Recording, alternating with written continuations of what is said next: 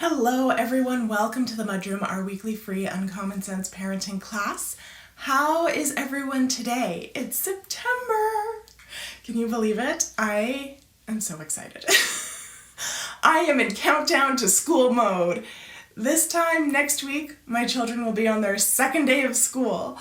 I have had my kids home with me since March 2020, and I've been running the business full time. I've homeschooled my first grader last year. He's starting grade 2 on Monday, and I had my youngest running around as well. He was supposed to be in junior kindergarten last year. In fact, last year was supposed to be the first year both my kids were in school full time, but that got pushed to this year.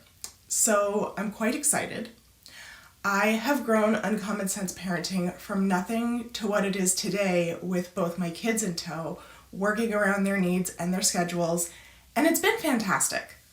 I cannot stress enough how absolutely grateful I am to have been able to be home with my kids and growing this amazing community simultaneously.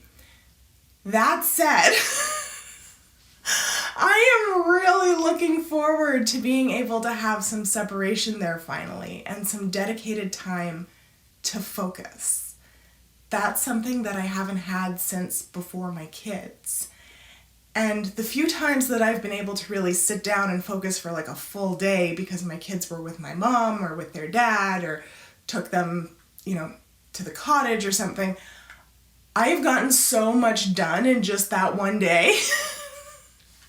So I am really excited for all of the awesome things I am not going to have the need to separate my attention between, and that I am now going to have the bandwidth to do to support you.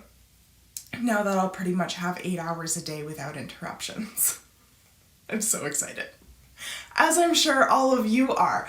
On that note, let's get into our topic today. But before we do, allow me to introduce myself for those of you who are new around here. My name is Allana Robinson. I'm a parenting coach, and I help you understand why your children are misbehaving and how to fix it without yelling, shaming, or timeouts. I'm your host here on the MudRoom. I'm also the host of the Parenting Posse Facebook group, and I'm the creator of the Parentability program, where I help you raise well-behaved kids of your own. If you're watching, please say hi, and don't forget to like and subscribe so that you never miss another class. All right, so back to school. I know for many of you in the States, you've already been in school for almost a month now. Those of you in Oz and New Zealand are smack in the middle of your school year. But here in Ontario, as I said, we go back to school after Labor Day, which is the first Monday of September. And something almost all families experience is something called restraint collapse. If you've already started school, you may still be experiencing this. If you're not back yet, you certainly will experience this over the next month. Restraint collapse is what happens when your child has been exerting a ton of energy to keep themselves safe throughout the day. Now, when I say stay safe, I don't mean to imply that your child is actually in danger at school. But if you've followed me for a while now, you know that our limbic system is constantly scanning our environment for danger. And that takes a lot of energy. And stress is energy expenditure, right? I have a bunch of episodes that explain all of this. I'm just giving you all like a previously on catch up. So all of that's to say, being with strangers all day is stressful. It costs us a lot of energy. When we're with our parents or our familiar care providers, we don't have to expend as much energy making sure that we're safe because we trust the adults in charge and even our friends to take on some of that for us.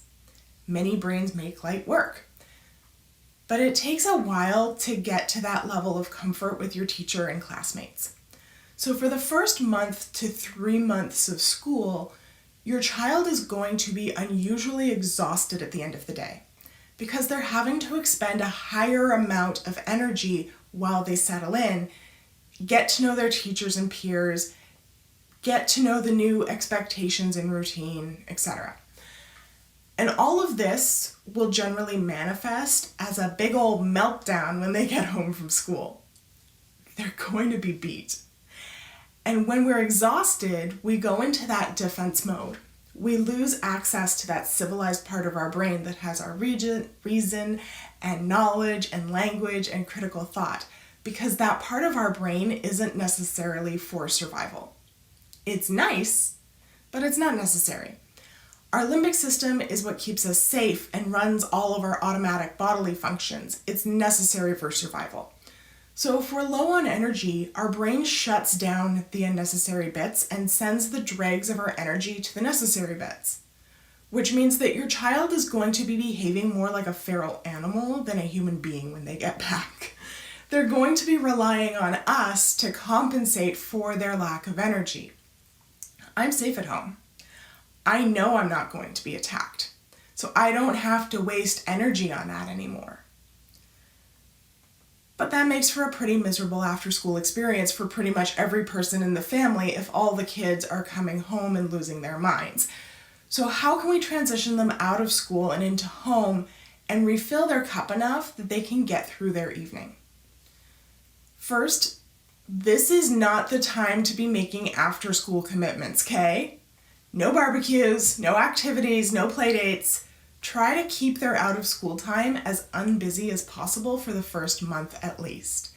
They need time to decompress. They need time to process. So for the first bit, just keep it low-key.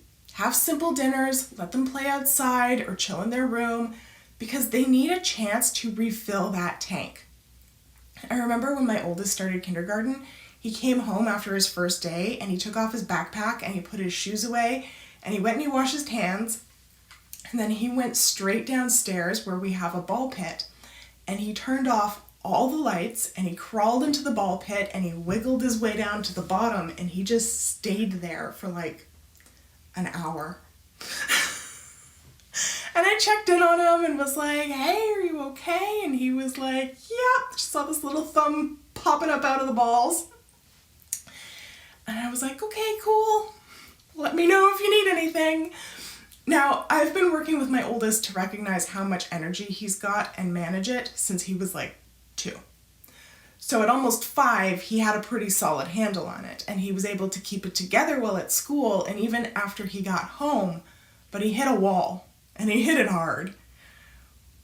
Where he went and laid in a ball pit, if he'd had less practice regulating himself, he would have had a meltdown.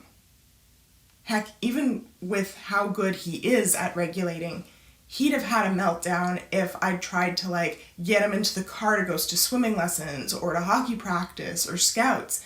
He was so beyond done. So do everyone a favor and just clear your calendar for that first month so that they have space to decompress when they get home. And on that note, tip number 2 is to shut up. I say this with all the love in my heart. Zip your lips. I get it. We're excited to have them home. We want to know how the day went and if they made friends and what their teacher's name is and if their friends are in their class and. Give them a hot second to decompress before you start bombarding them with questions. And this doesn't just apply to restraint collapse. I generally find if I ask my kids questions right as they get home, that they say, I don't know, or they ignore me at any time of year. Because they're tired. They don't know. So our rule in our house is we don't ask questions before dinner time. If they have something to tell me before then, I'll happily listen. But we wait till we're all sitting at the dinner table to ask how everyone's day was and swap war stories. This gives them a chance to get some energy, process their day, bring that neocortex back online, and formulate a coherent thought pattern. I just get a lot more out of my kids if I wait a bit to ask for that information. And I generally get a lot more voluntary information, so it's not like pulling teeth. Third thing is move bedtime up. I know they've been gone all day and we've only had a couple of hours with them before bed, but if one of those hours is spent in a screaming match over brushing teeth, it's not actually benefiting your relationship, is it? Put them to bed early. That doesn't necessarily mean they'll go to sleep early, but do all of the administrative work around bedtime early and then focus on winding down as a family. In our house, we read like a chapter of a book together. My husband and I swap who's reading, and then the boys do candle breath, which is a very simple activity where we light each of them a candle.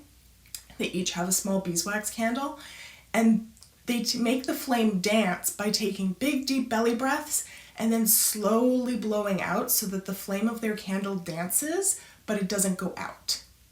And we put on some gentle music, and they do that for the length of a song, and then I kiss them and say goodnight, and we put on some guided meditations on their speaker, and I leave. Sometimes they get up and play after I leave. Most of the time, they lay down and listen to the stories. So do they actually go to sleep earlier? Not really. But we're done with all of the teeth brushing and the bath having and the skincare about an hour earlier, so that we can spend that last hour helping them wind down and relax. It makes it a much gentler and more positive transition into sleep. And as my kids adjust to school, I anticipate that they'll start doing some stuff like the Big Life Journal and other more quiet but not so focused activities that will help them wind down and process their day as well. And finally, get food into them quickly. There are 3 basic needs that we have: sleep, elimination, and food. Have a protein-rich snack ready to stuff in their face. It can even be something that would be part of their dinner typically, and just break it up a bit. Like, I've given my kids their meat and a small salad as an after-school snack, so that when we sit down for dinner, they can just eat their veggies and carbs, which they prefer. Most kids are ravenous, especially those who take the school bus, because they're not allowed to eat on the bus. Getting food in them quickly can be the difference between complete nuclear meltdown and just needing a bit of alone time.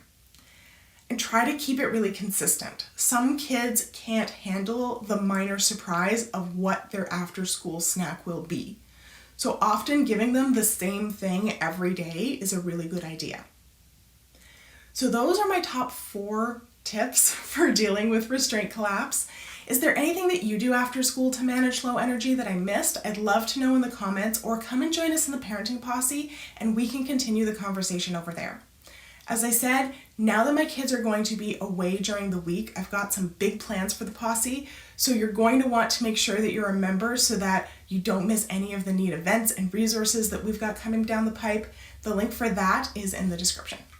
Have a great week, and I will see you back here next Wednesday for another Uncommon Sense parenting class.